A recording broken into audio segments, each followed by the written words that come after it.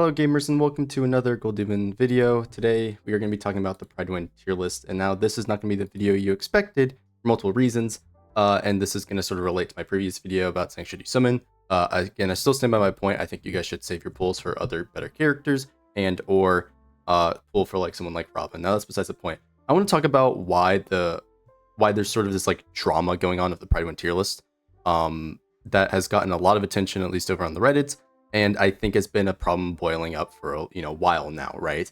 And this is something that's been reflected in my criticism of their list and where I would think I'd place characters. Previously, of course, if we go way back, there's multiple times where I said we should probably even lower Dot. They finally did that. So like there's things we can agree with. But there's a lot of things that I think that are problematic with this list, just overall, and I just think it's straight up wrong, and so on and so on. I'm going to attempt to cover that reasonably in this video. Of course, I do have a lot of points written down and everything, and there's a lot to talk about. I'm just going to try to keep it as concise as possible, but as you can see, I do have a lot of tabs here, sort of just talking about this, and just everything in general. So to start, I'm just going to start this video off saying that the supports list, it's basically entirely fine. I think you just leave it as like the amplifier sustains, leave it 100% totally fine.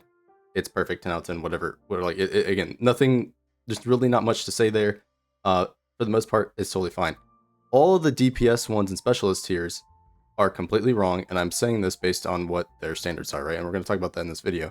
And yeah, again, like there's a lot to like mention specifically for this, and I will give them more credit is due, is they have already gone in and actually changed some of the things that they were criticized for over on like the Reddit, and have even put an update tracker so that people can now more clearly tell when the information was cited, or at least specifically whenever they put it up on their site, right? That's what I mean.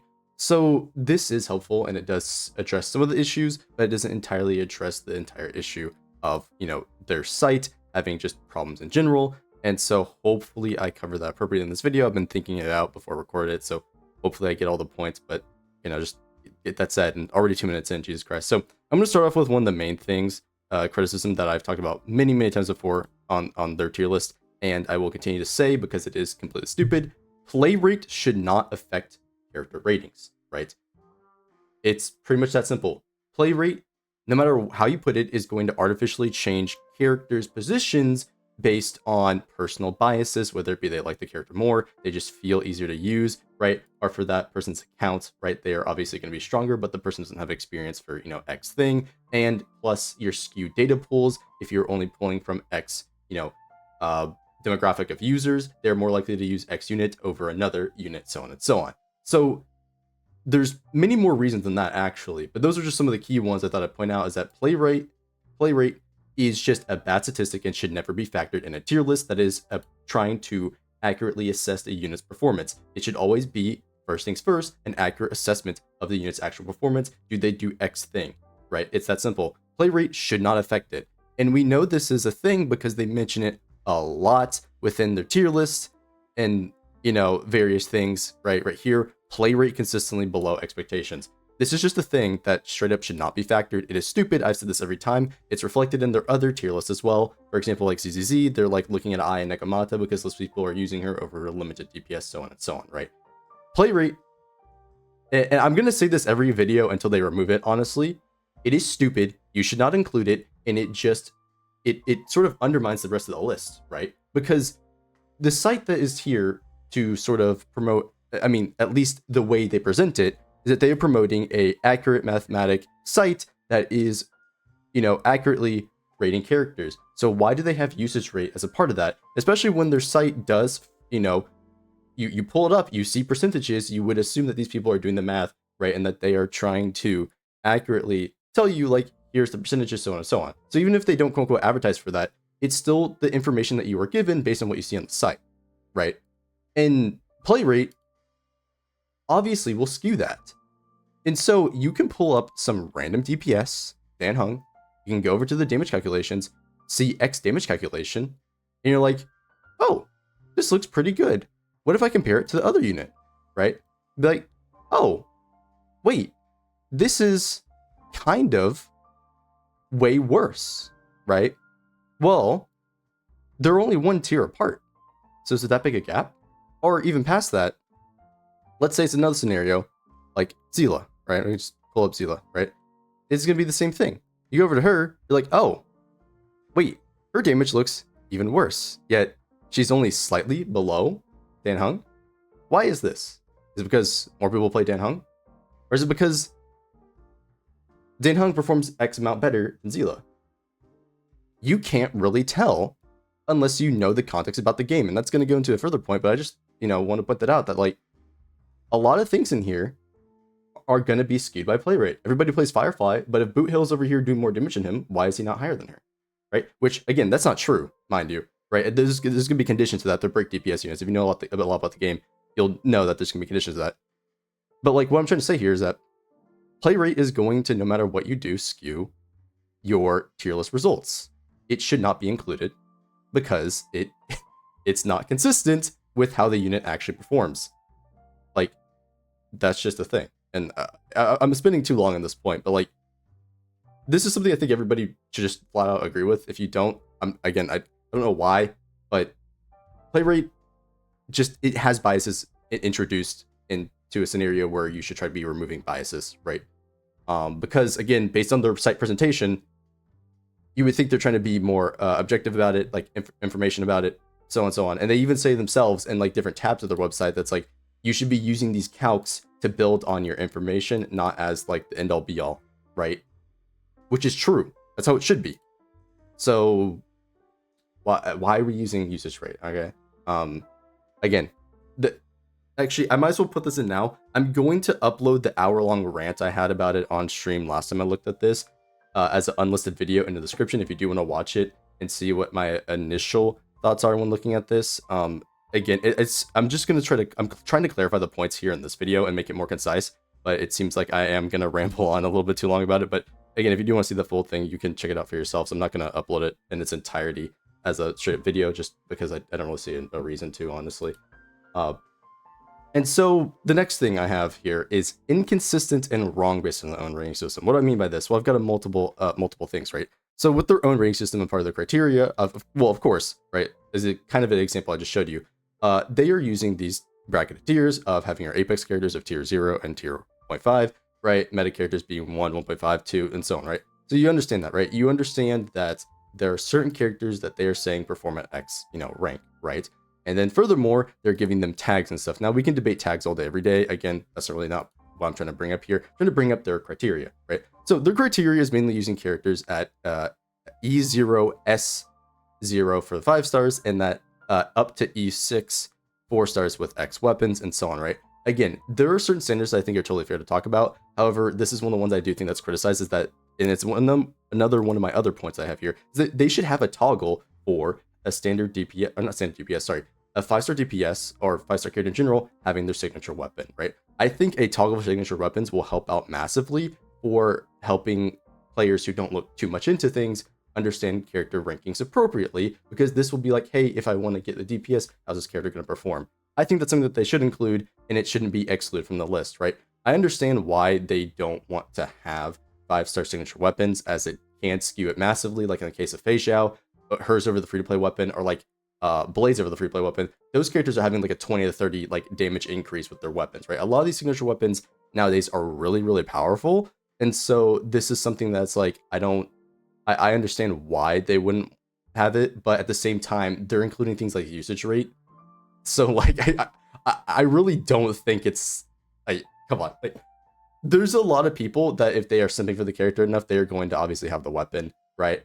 And or their usage rate, they're more likely to have, both and have a really high usage rate versus only have one and then have a really high usage rate, right? Because a lot of people, they like hyper or like vertically invest into one character, they'll use them a lot, right? Or they'll just pick up one character like Jade or like Jing Yuan, drop them, and like they don't even have their weapon, right? So I do think it's fair to include weapon specifically, but that's here nor there, and it's a very minor point.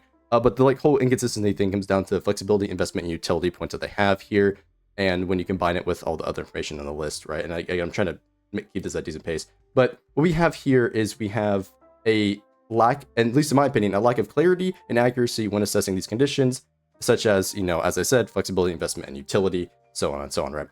So the main thing is investment, right? How are they rocking this one, right?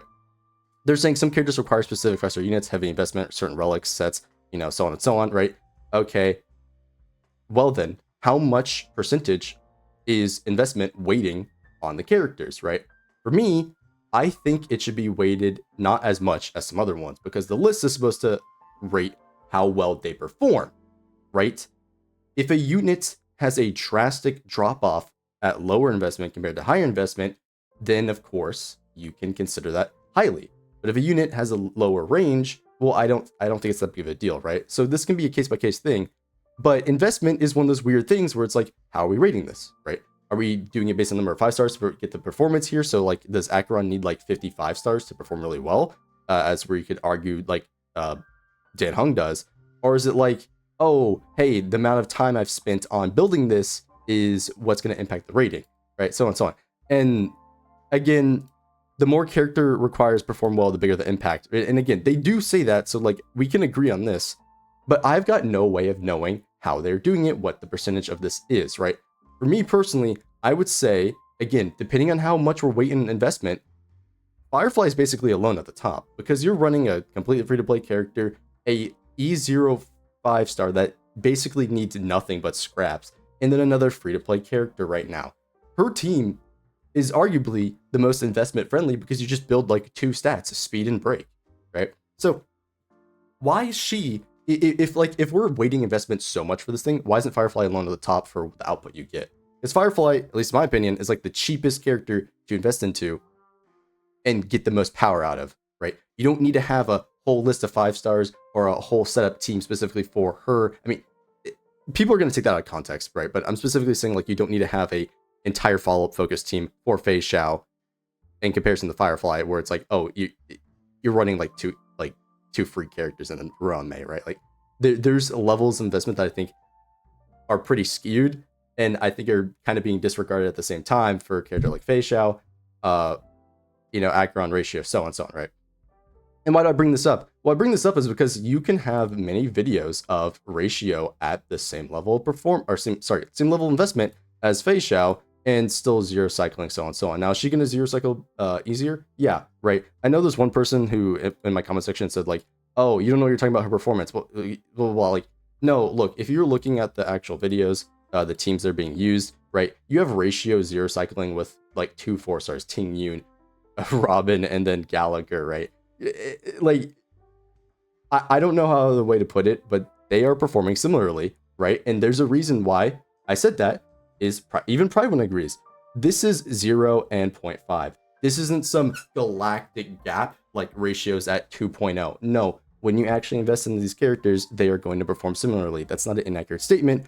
I just want to bring that up because again, I got people like dogging me on that for my last video and all that stuff. But yeah, again, this whole thing for investment, I think, is inherently a little bit inconsistent, especially when you've got characters like Acheron, who's in the same boat as Firefly, where now that Xiao Cho has come out, you are running a, double 4-star team, which is the same team, except you swap Ruan Mei with Xiao Cho. Or, of course, you run, one of the free-to-play, or I say free-to-play, but, like, Japart isn't free-to-play, but you get what I mean. Like, you're running one of the preservation characters to proc Acheron's stat gain, and, again, similar levels of investment, and you're getting a really strong output for it, right? Now, this is to be said.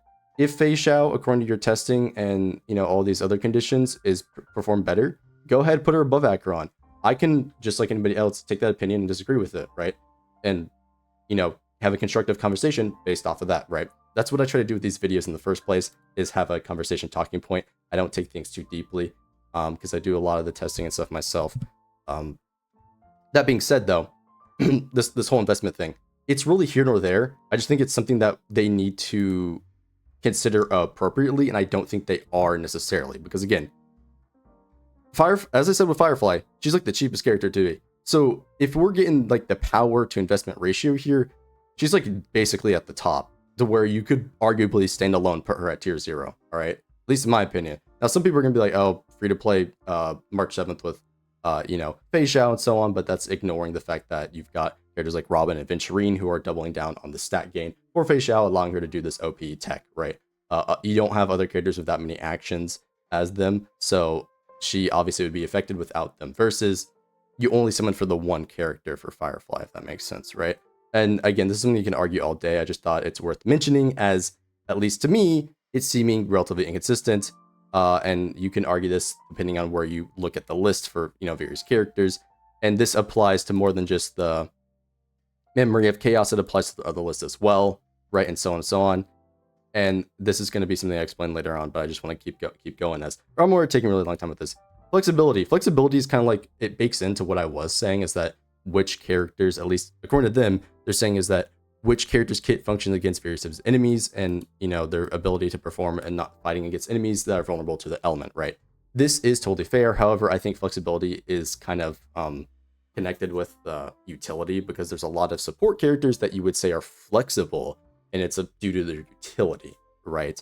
Now, again, this is sort of like, this one is going to be another thing that can be argued very heavily, right? And I think should be weighted appropriately, just like investments. Again, I think they are probably skewing things, at least from what I would say, or the way I'd like to have it weighted, incorrect, not really incorrectly, but I disagree with the way they are, I guess, scaling them, right, for this. As for the flexibility thing, characters like Acheron, they're always going to have a bottleneck. Or basically every character is going to have a designed bottleneck, right? And this is more of a thing towards game design, which I could, again, I am a game design student, so like I could yap all day about this, but I keep this simple, is that each character is going to have a designed role, and they're going to have a intended use, and they're going to function a certain way, right? For a character like Acheron, her bottleneck is always going to be the number of actions that you can do that apply debuffs, right? Any limitations to that will obviously negatively impact her performance. For Fei Xiao, it's going to be the number of actions your teams can do that attack the enemy, right? They are each going to have some sort of bottleneck in terms of how they function, right? This is going to change their flexibility, because depending on the type of enemy will depend on which attacks you can get off, right? If the enemy doesn't attack a lot, well, Aventurine's going to get less stacks, which is obviously going to impact Fei Xiao's follow-up, stat gain for her ultimate, right? If you, again, have a enemy that slows your teammates down, that's going to negatively impact someone like Acheron, who needs her teammates to get really fast to apply more debuffs, right? And so this is going to be one of those things where, how much is flexibility being weighted? Because you can argue, because there's even videos of the current MSC, Acheron, doing 0 cycles. So even against resistances, she's still, competing up there, even against 40% resistance, right? So are we really going to say that she drastically performs worse than the other units in this role? Again, this is something that, as I've been saying this whole time, can be argued, but like, using their own points, I find this I find it hard to really see that these units, and this is what's going to come after this, is their quoted Fei Xiao overwhelming performance. Now, this is a whole nother thing, and this is one of the things that this post, the whole video sort of like came off of, is the fact that they used AI writing. Now, you could argue I should have started the video with this, and to their credit, as I said earlier in the video, they've already fixed a lot of these issues, but they used AI one of their editors used AI to write these segments and would overemphasize certain points or just have like some crazy explanations for it, right? And this is another thing that I completely disagree with, is the fact that they would just drop a whole bunch of characters and not each give them specific points. They just give them a list. This is the thing I don't agree with doing. I think you should have a specific reason for changing a character's rating, and not just say like, oh, they're all of them drop down because play rate down. Like, that's not how the unit performs, right? That's just people not wanting to use the unit because they have another option, okay? I think, again, should always be how the unit actually performs. And to go back on that, a character like Acheron is arguably the most flexible character in the game, because she works good in every single mode, especially once you invest into her a good amount and get a character like Zhao Guo, and use, the tech like Gallagher and or Japard to get your stat gain. She can cover your bases in legit every single mode, and like what I do. And again, I know a lot of people are probably going to accuse me of being some like Acheron stan. I'm not. I'm just using her as a standpoint because this is one of the characters they're keeping an eye on, right? And again, that's the whole thing on my channel, and so on and so on. But regardless, this is something that will not be reflected in a MOC scenario, right? Because they're separating the list into MOC. Now, in the specific context of MOC changes, pretty often these days, and their whole point of flexibility is how they handle in a matchup, against X unit. The thing is, right now, Acheron does not have any, besides the fact that, again, I said the debuffs, Acheron doesn't have any enemies where you are immune to applying her debuff, right? From the weapon and or Crimson Knot stacks, because they are a fixed chance, right? you would have to have an enemy that completely ignores debuff allocation to completely gimp Acheron, right? This is not a thing that exists in the game, like there are enemies that do block toughness damage reduction for a character like Firefly, right? Fei Xiao is in a similar scenario to where we do not have any characters that specifically prevent the, well, okay, this isn't true, we do, but like what I'm saying is we don't have characters that inherently inhibit your entire team from attacking, which would bottleneck Fei Xiao, right? Which this would really bottleneck every character, but like if you understand what I'm saying, is that Fei Xiao does not have these problems, so of course, for this point, you could say she's arguably higher, right? First is going to be based on the number of enemy attacks, kind of like a counter character where it's going to be performance based on the number of enemy attacks. So this is something that's going to drastically change depending on your position. And so of course, for their whole point of flexibility, this is something that you can leave pretty high for this character, but again, it's highly debatable whether or not for this reason you should move Acheron down a list, right? And this is their whole point with like performance of a specific character, but I don't think Acheron is performing that much worse to where she needs to be put lower, right? And again, this is just a whole nother thing, but it's not like one of the main problems with this, right? And then of course, utility, this one's pretty simple. I don't need to talk about it, but it is highly debatable whether or not you are focusing on offensive utility or defensive utility in terms of ease of use to play. Because there's a lot of characters like Robin who I would say are harder to use, would be harder to use for like the average player versus somebody that knows what they're doing and how the game actually works, right? And this is why tier lists can be so conflicting, is because you can have somebody who knows what they're doing, like an average skill player, and they would probably rate a unit different than a low skill player who doesn't know anything about the game would rate it, right? And so this is why I think they should strive for the complete accuracy, and why utility is going to go both towards the offensive and defensive, way, right? And they do say amplifiers and sustains that can deal decent damage. We do nowadays have sustains and amplifiers that do damage, like Robin and or Aventurine, for example. And so of course this is going to put them much higher in the ranks, but of course there's characters like Ho Ho who I would say were probably underrated for the longest time, and Gallagher, who was also, if you remember back in the day, lower than Luocha, which was completely ridiculous. He's way better, but it's characters like that who bring certain utility who I think should obviously be higher up in the list accordingly, right? So this one's totally fine, but it's like, again, utility is mainly going to be, or it should mainly be seen as an additive thing to the units based off of how they would perform at average, right? So if you have a character like Gallagher, who at average is going to have a really strong healing output on par of Luocha's in some circumstances, depending on your character's attacks, right, and enemy matchup, right? If he has the added utility of like quid pro quo, of course, that would make him significantly better than someone like Luocha, right? So this is gonna be here nor there. I really think that this is something that should be, again, weighted appropriately for each unit. There are some cases like Uran Mei where her defensive utility that she provides as an amplifier is so drastically strong, it makes her like damn near the best unit in the game just because of that right there. So there's a lot that can be said there. Now for the thing I was kind of started this with criticizing them and the whole AI writing thing, which again, I would have focused this video mainly on this, but as I said earlier, they've already addressed it. Stuff like the Acheron not stating anything about Xiao Chou, and how the ChatGPT version of it said impressive display and dynamic pairing, very obvious tells that it was AI writing, and so on and so on.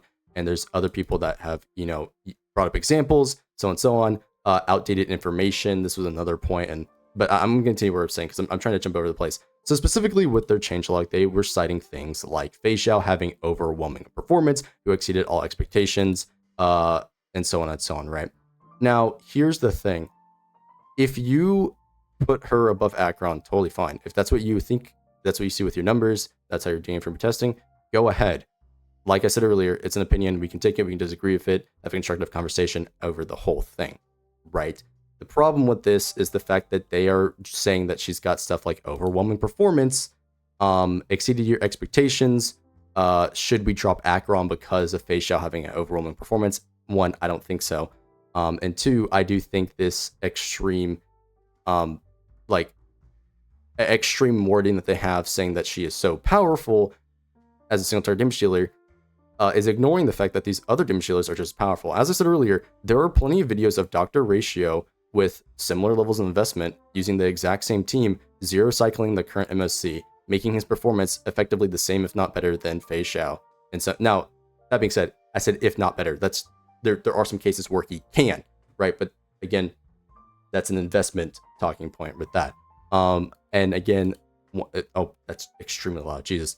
This is another thing that can be talked about in terms of team building, as again, running 4 stars versus running 5 stars, the amount of stuff you got, resources, so on and so on. And this whole thing with like investment and the overwhelming performance applies to these other characters, because as with some of these videos I've got pulled up, there's plenty of videos of, Yulini zero cycling both sides. There's videos of Boot Hill, who is completely one-shotting Aventurine, right? Who was doing some absolutely crazy business, right? And even running double hunts, where you've got the cheap Dr. Ratio on the first half and Boot Hill in the second half, who are completely one-shotting the teams. And in fact, Ratio's team is running a sustain even, right? So it's like, if these units are performing the same, they should be put in the same tier. That's like pretty much the whole idea of a tier list, really. I mean, honestly, like you're ranking them in terms of performance, and so if they're performing the same, put them in the same tier, right? Whether that means lowering the characters a tier, whether that means lowering all the characters a tier, whether that means moving some of these characters up, right? That's what it should be first. It should not have this bias of like play rate or like any other biases put into the list that's going to artificially inflate a character, such as I don't know, Jing Liu, Dan Heng, or like the dot team, right? Was it that play rate was really high that they were higher up? Or, was it something else that put them higher up, right? And like them looking at Jing Liu, I would say Jing Liu is still better than Dan Heng. Nothing's changed about that. And if you look at Sussy information, well, there's going to be a thing that's going to help her out, even more, right? So it's like, what is it? What is the reason that you are? I mean, they do sort of explain this, but like, why is there this like, how do I put it?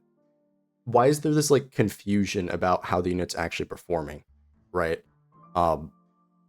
This is going to go into another point of having numbers to back it up, but like, what I'm trying to say here is that what is so overwhelming about Fei Xiao's performance that she deserves to push everybody else down, when you can easily do the research and see that, yes, she has incredibly strong performance, but it's not overwhelming to where it is making everybody else look worse. Because again, as I brought up, there's videos of all the other characters in the tier lower than her just as easily hitting your zero cycles and performing very, very well, right? So, as I said, you can put her above Acheron, you can put her above these other characters if you want to, but this is not something that I would fully agree with, right? But if you got reasoning and can back it up, totally fine, right?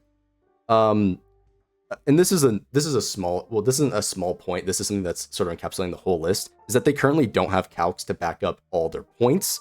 And as I said earlier, they're kind of lazy with clarifying which units are getting dropped down for X reason, and just bunching them together that are also doing points that only work for one unit and not so much another one. So this is just like, as I said, kind of ignoring it because they are focusing on units the community cares about more, and not just generally how does the unit perform. Of course, there is going to be cases where I understand if you don't focus on it, but even with them using AI apparently in the writing, we can really argue like how stressed are they in terms of workload, which is, a thing that other people bring up in the actual Reddit post, right? So again, that's going to be, a thing that varies. But of course, if you are going to make drastic changes, I think you should have calculations to back this up, and or at least explain it, which is one of the reasons why Prydwen is seen as such a good resource, as they actually explain it and they have detailed things, unlike the terrible sites as like Genshin Lab / Star Rail Lab, or like Game 8, where they're just bad sites in general, have incorrect information and so on, right?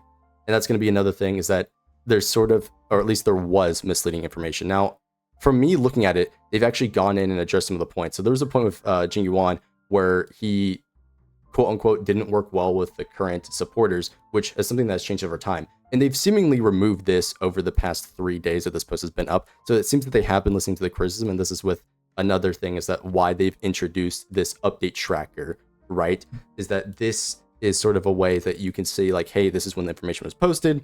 So if there is something that is inconsistent, like the fact that Jing Yuan doesn't work with the current buffers, something that I also brought up back when he first came out, is that you will now be able to tell that that's when the information was said. So if there is something wrong about that inconsistent, they do have that. But as always, I would say they should definitely try to have consistent updated information for basically every character. Of course, there are characters that don't get significant buffs, like, you know, I don't know what, Herta, right? For example, who's obviously not really going to mostly, yeah, you can ignore her. But like, if you get what I'm saying, it's like, if there's a character that's coming in making sweeping changes, like Aventurine, he should obviously increase the rank of everybody. You should explain it, what his impact is, so on and so on, right? So you shouldn't have anything like that Jing Yuan situation happen, is the main thing. Like, you should not have information on here that's going to mislead people, especially with calculations, it completely ignoring new relic sets, right? Which is another thing that people brought up, is that a lot of these have completely ignored new relic sets for these characters, right? While others, like the more popular characters, have the new relic sets included, right? The only example I can think of at the top of my head is the Jing Yuan, but there are going to be other examples that you can find on here, you know, from character to character, right? So that's going to be, you know, a thing that's going to, drastically change depending on what not Prydwen is actually focusing on it, right? And fortunately, hey, they at least do show that for Clara as an example. So again, here or there, this is not something I would say is the most feasible. It just depends on their workload and or what they're trying to do with the site, so on and so on. And as I've already said, they've somewhat addressed this. The main focus, I sort of like combine this video together, is that they should focus on contextualizing around how the game actually functions. Like I said earlier with the Acheron stack thing, where she is always going to perform at X level if you can get stacks off, and better at X level if you can get even more stacks off via some enemy condition, right? Everything they should have here shouldn't be focused on hype, or as I said earlier, usage rates, which is just inherently a bad thing to factor in a list like this.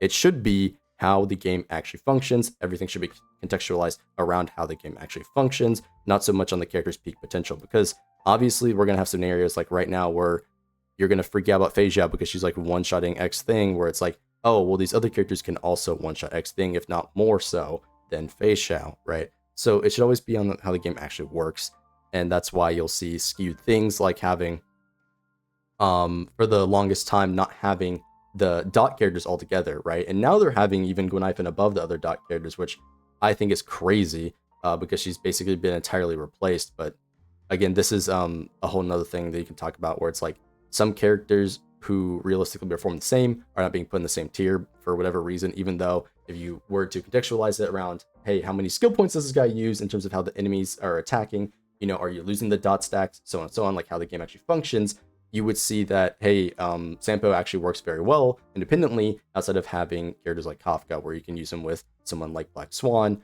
or of course, in terms of how he actually functions, providing similar stats, if not the exact same to, Luca, who would only have the added benefit if you are going against a physical weak enemy, so on and so on, right? So like, there's a lot of things that I think are getting left out of the tier list that you don't necessarily see unless you do further information on it and like read the guide, I would say. But again, as I said, there can be inconsistent and or misleading information because of when it is being updated. And as we already mentioned, they have somewhat addressed these issues by putting this at the top, right? So it works out.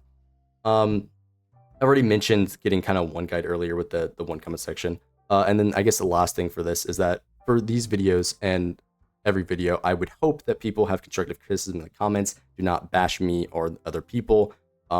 Attack the argument, not the person, right? And this is what I'm trying to do with this in terms of Prydwen, right? I'm not attacking the people at Prydwen for like making mistakes and or not being able to get stuff out, because I do understand that there's going to be limitations to what they can do, but I do think they should at least be able to back it up. And as for anybody who is going to post their thoughts on this video, I hope you do the same for all my videos, right? Please think about it and don't immediately go in and tell me like, you have no idea what you're talking about. I would like to think I do, purely on the fact that I spend way too much time playing this game, and I also do like all the math and stuff for it on streams and all that stuff. So that's going to kind of be the video. I went on for a little longer than I thought, it's been 35 minutes, but hopefully this sort of explains like my indifference for this list and why I like kind of disagree with the DPS list entirely, is that I think they're being a bit inconsistent with how they're ranking these things, and or completely ignoring factors based on the flavor of the month, right? I don't think their list should ever be focused on appealing to certain people and or like using usage rates, right? Because as I said earlier, those things are gonna bring inherent biases, and also are going to bring in more revenue, which is something that actually somebody brought up in this. And I was gonna pull up these other characters, but it's not really important. As you can really see that they will just have stuff missing, as we've already covered. So I can pretty much close this. Hopefully you understand that. In terms of like where characters are placed and so on, we don't need to look at this year's scripts either. I just want to finish this up with the Reddit post. As we already covered, they of course have been proven to use ChatGPT for some of their stuff. They have already said though in multiple places that they have in fact punished the editor and I don't know if they fired him, but there's multiple places where they've mentioned about the other editor and so on and so on. And there's also people that bring up pretty good points here, right? As this guy said, there's the Acheron review that, hasn't been updated appropriately, which I believe they now have. Bro Wonder, Jingyuan, and Zila had nothing changed, so on and so on. The Clara not having the right light cone. Does Clara still not have the light cone? Yeah, so Clara still does not have the new DPS's light cone. That's what I was saying earlier, is that like they're missing stuff out, and so people won't know the correct information because it is being. Oh, I actually meant to keep that open. Can I pull that back up? Damn, wait, I can't? That's crazy. Hold on. Whoopsies, I need the definition of performance. Because I was going to sit here and be like, hey, it's going to be the action or process of carrying out, accomplishing a task. Hey, does this character perform at X value? How are we going to determine that? Do they? Yes. And then boom, put her at the top. I was going to do some bit about that, but that's what the focus of the video has gone, really. This on top of the fact that they only update characters a player base is paying attention to for the tier list. I'm pretty sure that's why they had Argenti sitting unreasonably low for pure fiction based on their own explanation how they grade performance. They're not updating most content. In Argenti's case, they probably just embarrassed or annoyed. They got caught, so his tier list update isn't timely. Again, this is stuff that I think is all fair criticisms to them. Again, like Prydwen, it's for the wrong reasons. It's the best site for Honkai Star Rail stuff because pretty much nowhere else has any good info. As I already said, Game 8 and Genshin Lab are terrible. But that's like a whole nother discussion, right? I've already made videos covering about how Game 8 just has completely misinformation on their site, and that's a whole nother thing. This guy says, makes me wish Kenjing maids had their Honkai Star Rail guides. As far as I know, Kenjing maids don't have a robust guide system anymore, and this is for a variety of reasons, mainly due to support, where it's just quick guides for a lot of characters. All the new ones get quick guides. Their guides aren't even updated, right? So there's obviously some issues there with Kaching mains. I'd rather wait and then have AI slop. True, right? So on and so on. Prydwen has been earning a lot. The average, or at least $10,000 per month based on their site's visits, over 1.8 million, while trolling their visitors with ChatGPT content while claiming they're overwhelmed with the workload is such a earning such piles of cash. Lol. Again, I do think these are fair criticisms, but it's like I understand, but here's the thing. If I think they should cut back on the less popular stuff and focus on the popular things if they're trying to maximize money and do accuracy. Because stuff like this obviously negatively harms their reputation by doing the AI writers, the other points I brought up throughout this video, and so on and so on. So this, at least for me, does destroy a decent amount of credibility, if they had any at all, so on and so on, whichever way you like to look at it. This sort of thing obviously negatively impacts them. If your workload is that bad, maybe you shouldn't be working on that many things and should refocus on what you do best, and or just have a general restructuring of how you cover content, right? Maybe take longer to output it to have a better product, right? Whether it would be. Because again, based on some random commenters' numbers, it seems like you guys are probably doing well, or at least one guy. Again, you're probably going to have multiple writers. But again, I would say probably change the focus of what you're looking at if this is the case. I noticed Prydwen has been launching 3 new game guides in 9 months. AFK Journey, Wuthering Waves, and Listen Zero. Are they trying to squeeze and milk out their visitors as much as they can under the overwhelmed workload? Again, like there's other conversations can be brought up with this, but as I've been saying, this should be constructive for me, the viewer, and obviously Prydwen themselves for how they should handle everything, right? They're still updating this tier list time, 1 time a week or 1 to 2 times per patch, since they are the most profitable, right? It's not necessarily to update the tier list for every version if they are not capable of doing it, including reviewing their old guides. They're just scamming their visitors, right? So on and so on. They've already edited the change log, which is a whole nother thing. So on and so on. To be honest, writing is definitely something that I'd write works without AI if I need to fill more space. Happens too often. Random verbose bullshit spitting. Still, it's a website for a game. There's no need to write a lot in that sense. This is true. You can just say Foxman good, pull for your sword waifu, and people will understand. That is true. They can definitely simplify it. They don't have to overcomplicate things throughout the whole thing. Not gonna lie, this written by I think this is meaning for like a non-English speaking person or whatever. Again, I don't know what this actually is, but yeah, who is trying very hard to sound smart and sophisticated. Not necessarily AI. I have students write like this all the time, not by exams, and so on and so on. So yeah, as I've said, there is like this guy has obviously put in stuff to emphasize that this is AI, and it's like here's the key tails, so on and so on. And I think stuff like this, stuff I brought up, does obviously harm their tier list in terms of like what it stands for, and so on, right?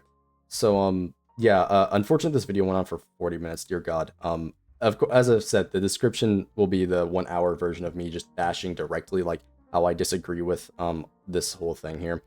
But hopefully I covered this well. Maybe I wouldn't have covered this the way people have wanted, or an acceptable way, but hopefully the people watching this do understand like where I'm coming from. It's not like I want like accurate information out there. I don't want anything that's misconstruing people, because there's not enough good information in the gaming space, just flat out, right? And it would really suck to have a site that is seen such highly by the player base just go into the dump because they are, you know, trying to focus in on just getting it out there, buying in on the hype, having people talk about it, so they revisit their site, make more money, so on and so on, right? I think it should be focused on accuracy ultimately. And so yeah, I'm gonna end the video here. I do apologize for yapping so much about it, but it's like ultimately, as I said at the beginning, what I said in the hour videos, that I'm totally fine with the supports. It's the DPS ones I have a problem with. I don't fully agree with, right? And if you want to know my thoughts, well, they have changed slightly, to be honest with you, right? I do think in terms of the top teams in the game, it's still it's still going to be, it's honestly, arguably, I'd say Firefly #1, Aggro #2, purely because of certain information that I've already seen, to where Firefly might be getting another buff, but that's besides the point.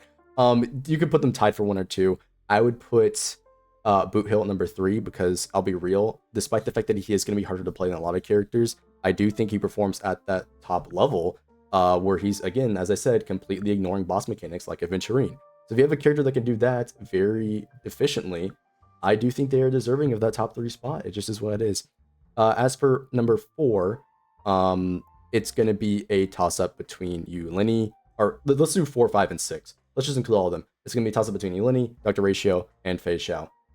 Both, if not all these characters, use the same teammates, right? They're going to use some combination of follow-up buffers. They're going to use some combination of Ruan Mei or Robin and Topaz, right? That's the follow-up buffer, but they're either going to be using Topaz, Ruan Mei, Robin, or in some cases Jiao Cho, where he's going to be useful on both Yulini and Dr. Ratio teams. And again, as I said earlier, there is even 0 cycles with these two together, as you can see here. So these units cover a pretty similar range in terms of what they're using. They're either using debuffers with these two, or pure follow-up with basically all of them. And well, they're all 0 cycling with similar setups and scenarios. I'd say they're pretty much all up there the same. So that's if anybody wanted to know. That does mean Jing Liu, at least in my opinion, has been moved down to like slot 7, which is, again, totally fine. And then Dot is like somewhere down there as well. And that's just because I, at least for one, was probably overrating Dot, to be honest with you. Some of these other setups are just really, really good. And so I probably was just like completely ignoring that personally. But that's my thoughts on it. You're like, wow, 50 minutes of the video, he finally talks about what he thinks of the tier list. So yeah, that's going to be it. as a summary, play rate is bad. Do not include it. Number 2, I think some of the things are inconsistent, and I would say are just wrong based on their own ratings. Uh, Again, that's the whole utility investment and flexibility part. Um, Again, that's here nor there. You can argue either way. I just thought I'd talk about that. Again, the whole overwhelming performance thing, I think it's ridiculous to state I think it's ridiculous to state overwhelming performance. But I don't necessarily think that she's worse than this other character. Is what I'm trying to say. I just think it's a bit ridiculous to be like, oh, she's stomping everybody. They're all getting dropped down because she's so overwhelming. It's like, no, if these units still perform at that level, they should be, ranked appropriately, right? Just that simple. Again, they got to have calcs and stuff to back this up, because if they don't, then it's sort of like, okay, then why are they this good, right? Arts with the misleading information, in some cases, right? Again, they're trying to address it. They've removed some, as you've seen, and they've obviously updated a few, as you've seen. Always contextualize around how the game actually functions. If there's a unit that does something unique, like Ruan Mei, obviously she's going to be a lot better. I didn't really specify that earlier, but that's what I'm trying to say there, is that if there's a unit that is doing something that is out of bounds, obviously she's going to have a unique power, and in that sense that it's unique, it's going to be powerful just straight up, right? So there's stuff like that. Signature weapons, I do think should be included personally. Have it as a toggle if you can. If not, no big deal. But I do think we should also factor in signature weapons, because there are characters like Firefly whose signature weapon doesn't have that much of an impact versus somebody like Dr. Ratios, Fei Xiao's, or so on and so on. It's going to have a massive impact on how unit actually performs, right? And the last ones, as I said, have appropriate criticism, right? Attack the argument, don't attack the person, right? Don't, be bashing anybody. Try to have actual things to back up your statements, so on and so on. So yeah, that's gonna be the video. Remember to like, subscribe, check me out on Twitch, and yeah, what are your thoughts on the Prydwen tier list? Right, that's really what I want to know. I don't expect this video to do nearly as well as my other ones, and plus because I've been gone for quite a bit. This is just what school is, right? But yeah, hopefully you enjoy. See you guys in the next one. Peace.